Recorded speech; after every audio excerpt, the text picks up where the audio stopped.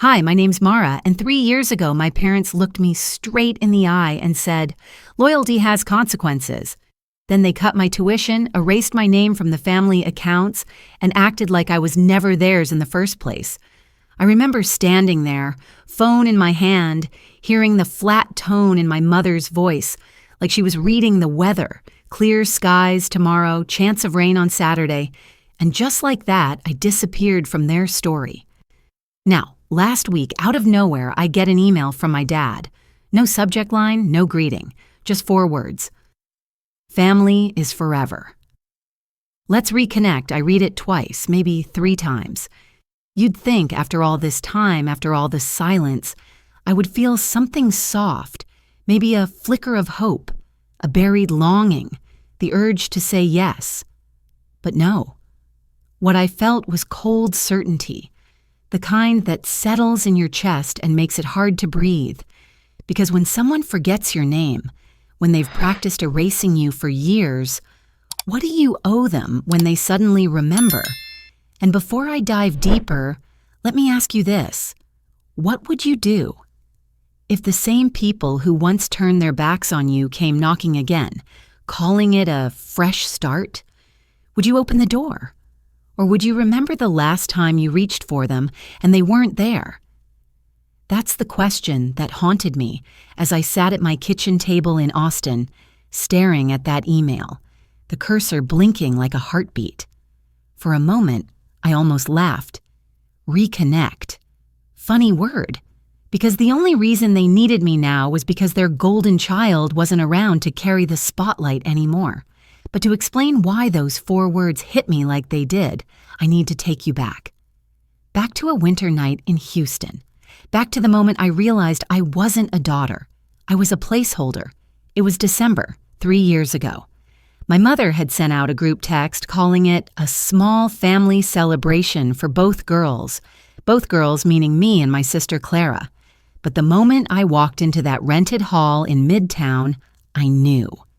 This wasn't my night. It was hers. The first thing I saw were the balloons, silver, oversized, floating above the tables, each one printed with a giant C. Not M, not Mara and Clara, just C. The cake, positioned right at the center, was decorated with buttercream stars and the words, "To our brightest light, Clara." I stood there, coat still on, clutching the strap of my bag, and tried to swallow the sting in my throat. My mother, in her deep burgundy dress, the one she always saved for photographs, was fussing over the candles on the long dining table. She didn't even glance my way when she said, "Mara, don't just stand there. Help Clara with her sash." Her sash. I turned, and there she was. Clara, laughing, glowing, slipping into a pale gold satin wrap like she'd stepped out of a bridal magazine. Cousins surrounded her, adjusting the fabric, complimenting her hair, the shimmer of her skin under the chandelier lights. People leaned in close when she spoke, nodding eagerly, drinking in every word. No one looked at me. No one ever did. I kept my coat on, pretending I was cold, pretending I had a reason not to join in. When we finally sat for dinner, I saw that my mother had made a seating chart.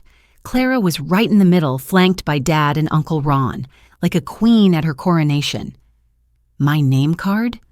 Way down at the far end, right next to the swinging kitchen door where servers rushed past with trays.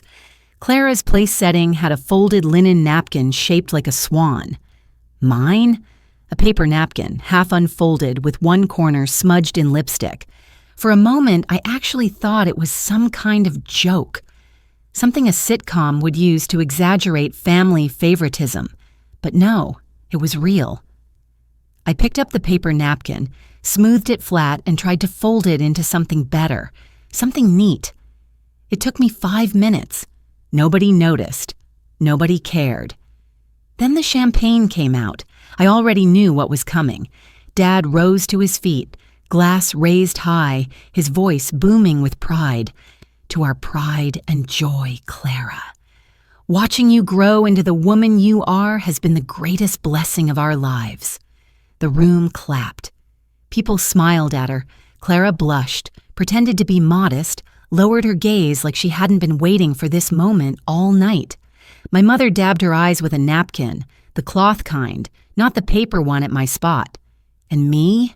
I sat frozen, staring at my folded napkin, now torn at the edge. My name hadn't been spoken, not once, so I did the only thing I could think of. I pushed my chair back, muttered something about needing to make a phone call, and slipped out. No one stopped me. No one even looked up. Outside, the December air cut sharp against my skin, the kind of cold that wakes you up instantly. My hands were bare, my breath forming clouds in the night, and it hit me. The truth I'd been trying not to see for years.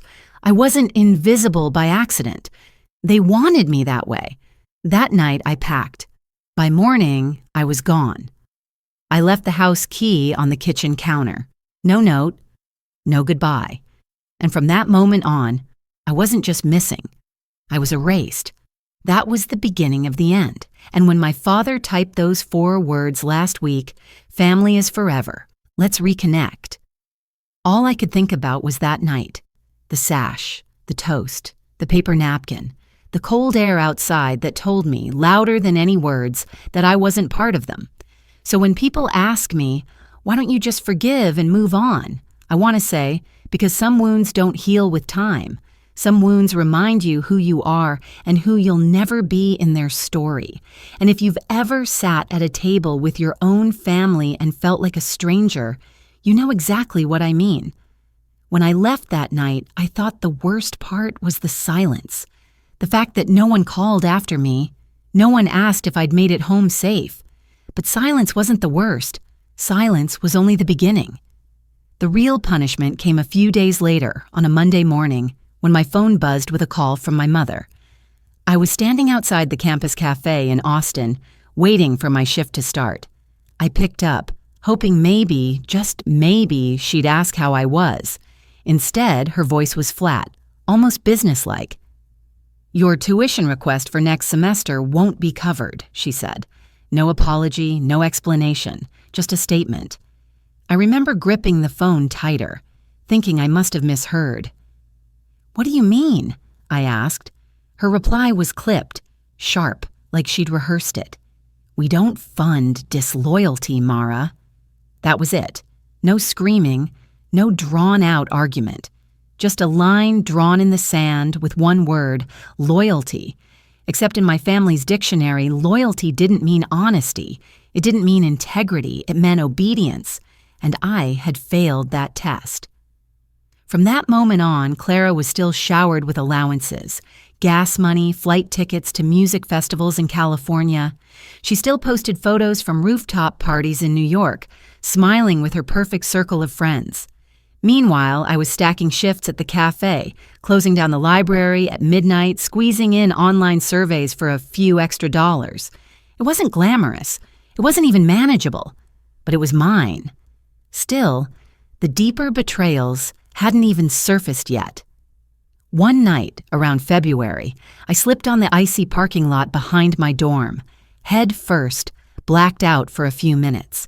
When I woke, I was in the ER, head throbbing, disoriented. The nurse leaned down and asked who she should call. My mind reached for the most obvious number, home. It rang 3 times before my mother answered. There was silence on the line, just her breathing. I whispered, "Mom, it's me." She cut me off. "Clear as glass," she said. And then, click. The nurse blinked at me. "Do you want us to try someone else?" I swallowed hard, forcing the words out. No, it's fine. It wasn't fine, but I said it anyway, because admitting the truth, that I had no one, was heavier than the pain in my skull.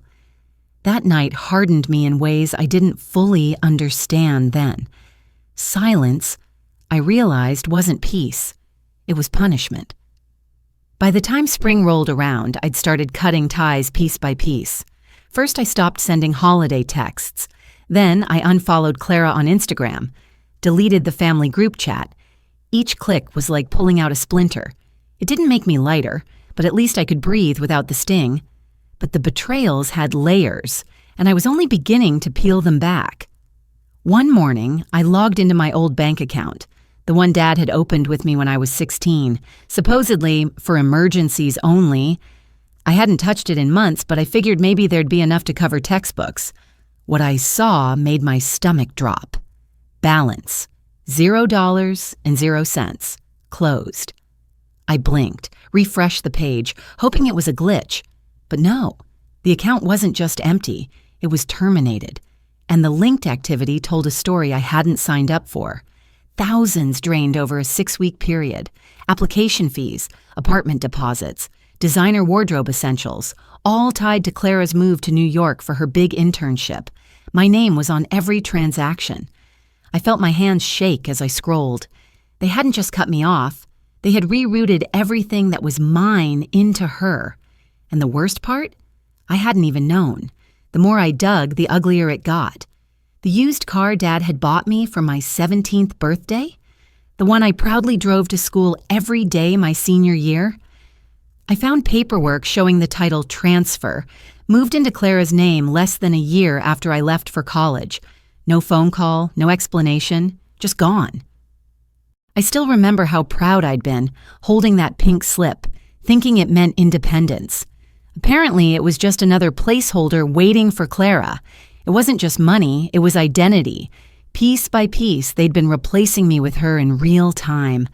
I tried not to let it eat me alive, but the weight of it seeped into everything. I was 20, juggling classes, jobs, bills. Some nights I'd walk back to my dorm exhausted, only to find a new photo on social media. Clara at a gala, Clara giving a speech, Clara in some sequined dress with a glass of champagne in her hand. And there I was, folding laundry at midnight, wondering how someone could shine so brightly when their glow came from everything taken out of my hands. I told myself it didn't matter, that I was better off without their money, their strings, their conditions. And in a way, that was true. I was learning to survive on my own. But surviving isn't the same as living. The final straw came when I received a letter in the mail, addressed to me, but about a donation I supposedly made. A thank you from a women's leadership gala in New York. $5,000, they wrote, donated under my name. Right there in black ink. Funded in part by Mara Jameson. My jaw tightened. I hadn't donated a dime. I Googled the event. Sure enough, there was Clara on stage, dazzling in a champagne-colored gown, clutching a glass trophy. And on the brochure, my name, plastered as one of the sponsors. It was surreal, like I was both absent and present at the same time. Absent from the dinner tables, the toasts, the family albums. But present on paper when they needed credibility, a legacy, a name that wasn't theirs to use. That night, sitting at my desk, I whispered it out loud. I'm not a daughter. I'm a resource. And the truth landed heavy. It was then I understood. They didn't want me back because they missed me. They wanted the things tied to me, the accounts, the signatures, the name they could polish and parade. And as much as I hated admitting it, part of me wasn't surprised. I'd always been useful, not valued. That's why when the email landed in my inbox years later, family is forever, let's reconnect. It didn't feel like love. It felt like a transaction. But here's the thing. A transaction needs both sides to agree, and I was no longer willing to sign. By the time that fake donation letter showed up in my mailbox, something inside me snapped. It wasn't anger at first. It was clarity. A slow, sharp realization that if I didn't start protecting myself, they would keep writing my story for me, using my name, my future, and whatever scraps of identity I had left. So I opened my laptop. Not to reply to Dad's email, not to argue. I opened it to dig. The first stop was my old credit union, the one Dad had insisted I keep for emergencies only. I hadn't logged in for years. 2-factor authentication, verification codes. It felt strange typing in credentials tied to a younger version of myself. When the dashboard finally loaded, my stomach dropped. The savings account I remembered. Gone. Not just empty. Terminated. A red banner stretched across the screen. Account closed. Please contact your branch. I knew I hadn't closed it. I clicked through the notification tab, my eyes narrowing. There it was, an attempted identity verification submitted just last month, in my name. Denied, thankfully, but the timing lined up too perfectly with Dad's sudden email about reconnection. That wasn't a coincidence. I leaned back in my chair, heartbeat heavy in my ears. If they were trying to use my accounts now, after years of silence, it meant they needed something. And when my parents needed something, it was never small. Curiosity turned into instinct. I opened another tab, this time searching the Travis County Property Records database. I typed in my full legal name, half hoping it would come up blank. But then, there it was. A request for co-signature on a refinance for the house I grew up in, filed just 2 weeks ago. I froze. That house wasn't just a house. It was my grandfather's, passed down with stipulations that all grandchildren be listed as beneficiaries. I'd forgotten I was technically still on that deed. Apparently they hadn't. So that was it. The email, the sudden warmth, the family is forever line. It wasn't about me. It was about paperwork, about needing my signature to clean up their financial mess. I should have laughed, but it didn't feel funny. It felt familiar. I spent the next hour pacing my apartment, boiling water for tea I never drank, refreshing the property record page as if it might change. Then I did something I hadn't done in years.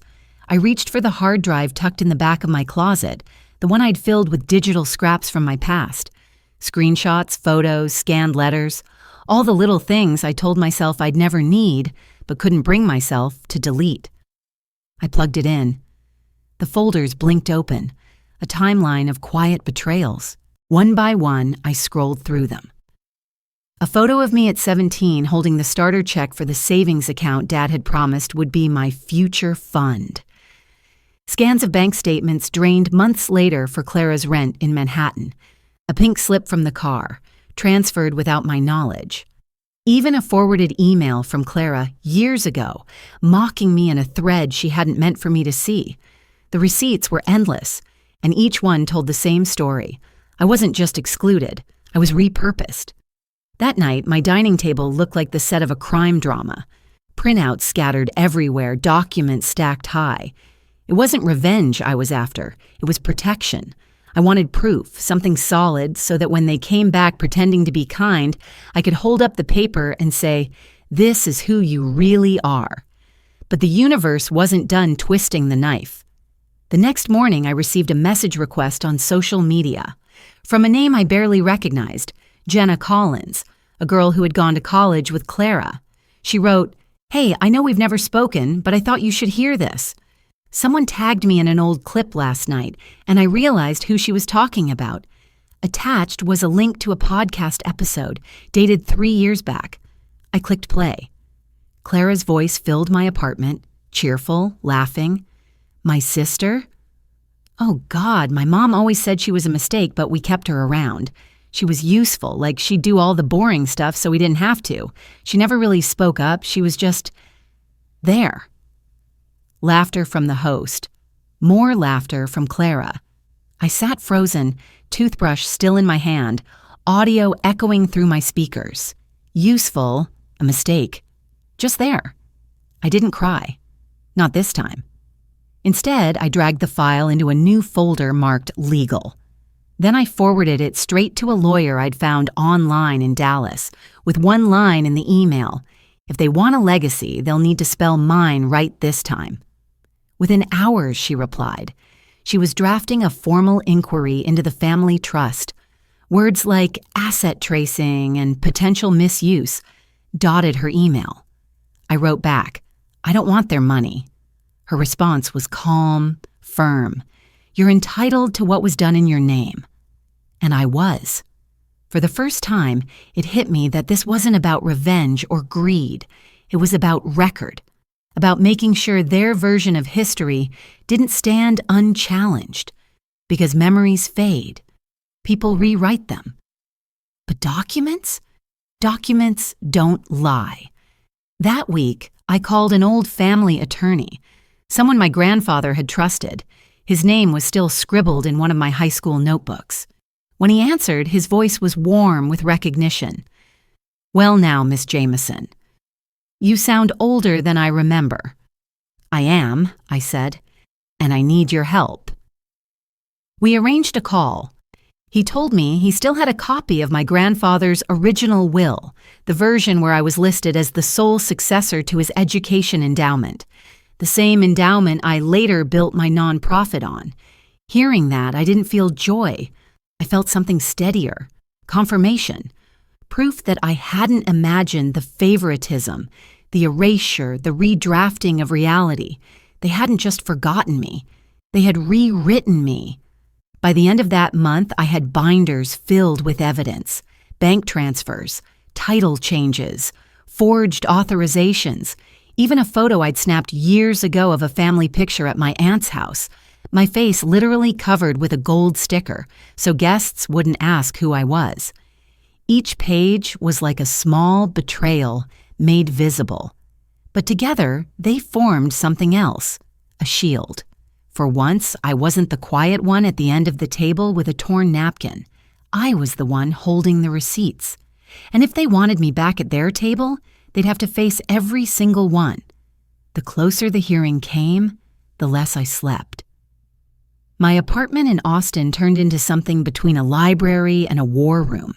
Folders stacked on every surface, sticky notes marking bank statements, printouts spread across the dining table. I'd sit there late into the night, a mug of coffee gone cold at my elbow, staring at the paper trail of my own erasure. They wanted me invisible, but these documents proved I was never gone. The morning of the hearing in Dallas, I slipped into a navy blazer that still smelled faintly of the thrift store where I'd bought it. Nothing flashy, nothing expensive, just enough to say I belonged in the room. I remember pausing at the mirror before leaving. For the first time in years, I didn't see a shadow. I saw someone who had receipts. The courthouse was colder than I expected. Marble floors, fluorescent lights, the kind of silence that hums in your ears. My lawyer, Ms. Herrera, walked beside me, calm and steady, her heels clicking like a metronome. "They'll try to act like this is about family," she warned as we climbed the steps. "Remember, it's about record. Keep it simple. Keep it factual." I nodded, clutching the leather folder I'd filled the night before. Inside the chamber, they were already there. My mother, Vera, in a tailored taupe suit, sunglasses perched on her head like armor. My father, stiff in his gray jacket, arms crossed, eyes avoiding mine. And Clara, always radiant, her curls perfect, lips glossed, sitting with the poise of someone who'd never been told no. When they saw me walk in, none of them spoke. My mother's mouth tightened into something halfway between a smile and a sneer. Clara rolled her eyes as if I were the dramatic one for showing up at all. The judge entered, and the room stood. My pulse hammered, but I kept my face neutral. The hearing wasn't about money, at least not directly. It was about the education endowment my grandfather had left behind, the one quietly rewritten years ago. Ms. Herrera stood first. Her voice was calm, clear. "Your Honor, we present a certified copy of the original will of Mr. Jameson, dated prior to revision. In this version, my client, Mara Jameson, is listed as sole successor to the Education Endowment Fund." She handed the document forward. I watched the clerk take it, place it before the judge. For a moment, the rustle of paper was the loudest sound in the room. Then it was my turn. I rose slowly, folder in hand. My knees wobbled, but my voice, when it came, was steady. "Your Honor, I am not asking for reversal. I'm not seeking retribution. I'm entering this into the record because legacy is more than dollars." It's truth I opened the folder and pulled out one more document, a single sheet I'd signed the night before. I waive any claim to the financial assets. What I want is simple. My name restored in the record. I want the court transcript to reflect the truth, that I was the original successor, and that fact cannot be erased. The words hung in the air. Silence. but not the empty kind, the exact kind. Across the aisle, Clara shifted in her chair, her perfect composure cracking for just a second. My mother's eyes narrowed, her jaw clenching tight. Dad wouldn't look at me. The judge nodded slowly. So noted. She tapped the folder with her pen. The record will show the original designation and your waiver of financial claim. That was it. One sentence. But it landed like thunder. Because no amount of spin, no Facebook posts about family unity, no gala speeches could overwrite what was now etched into legal record. For the first time, my name wasn't being deleted or replaced.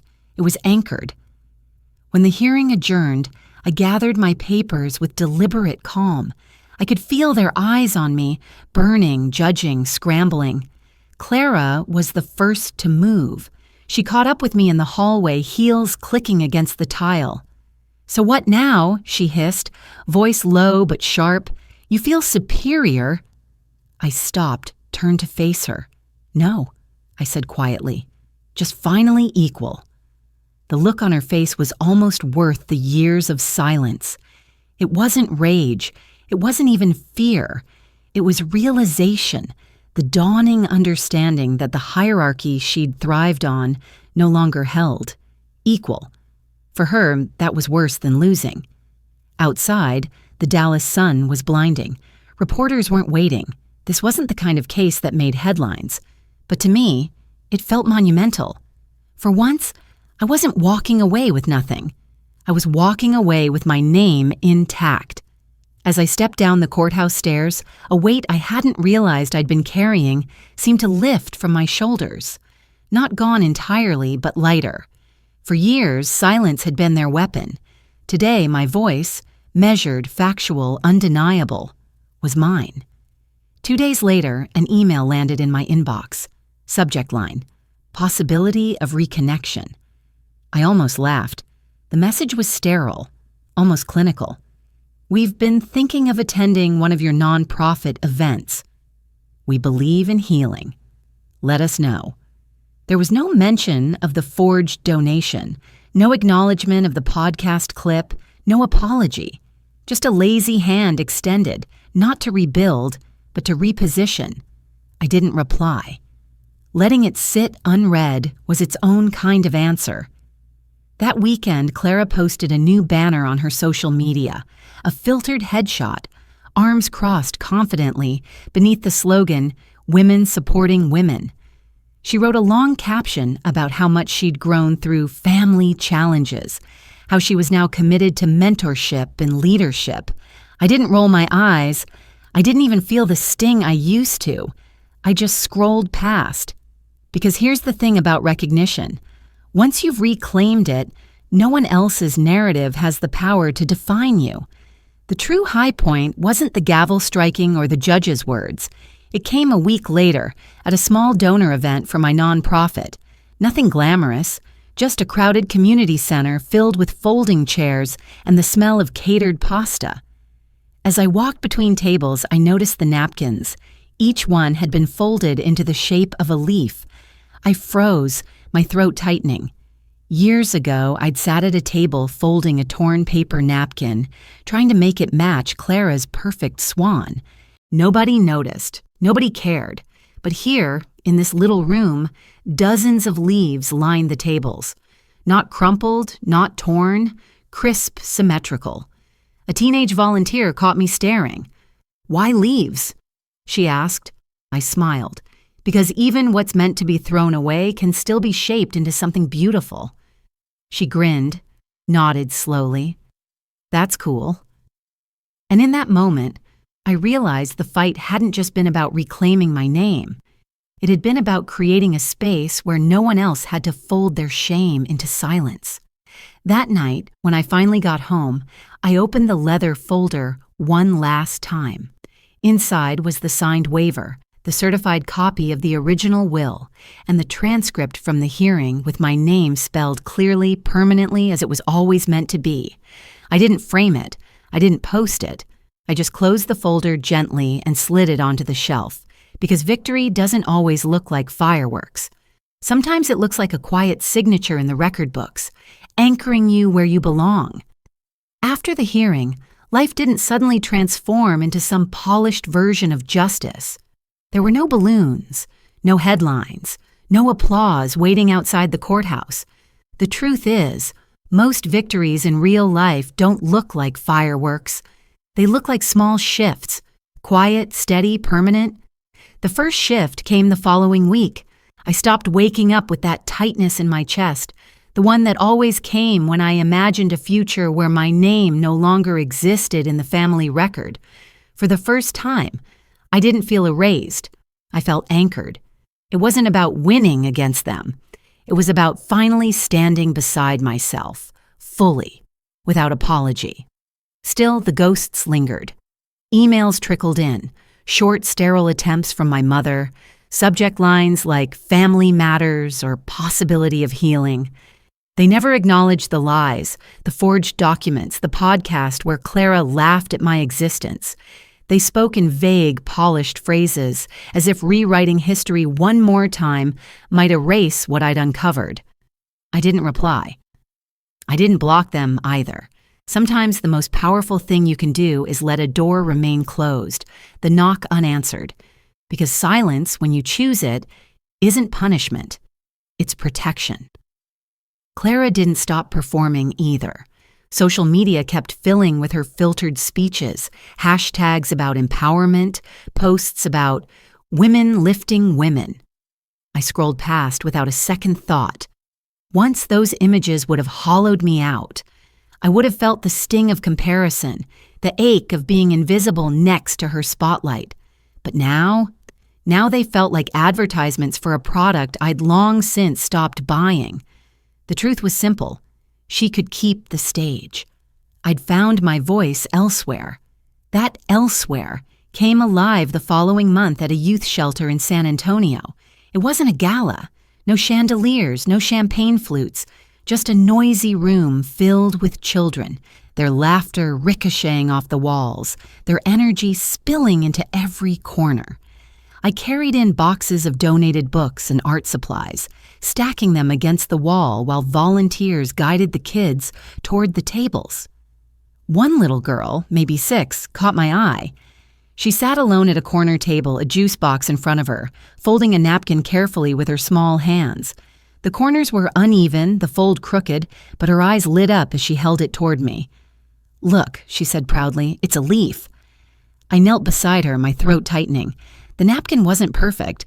It wasn't symmetrical, but it was hers. "It's beautiful," I told her, meaning every word. "You didn't copy anyone." "You made your own kind," she grinned, her gap-toothed smile wide, her small shoulders straightening as if my words had placed a crown on her head. And in her face I saw myself, not the girl at the family table, folding shame into silence, but someone new. Someone who didn't need permission to exist. Driving back to Austin that evening, the Texas sky stretched wide above me, painted in streaks of orange and pink. I rolled the window down, let the air rush in, and realized something I hadn't felt in years. Peace. Not the false peace of silence, not the brittle peace of pretending. Real peace.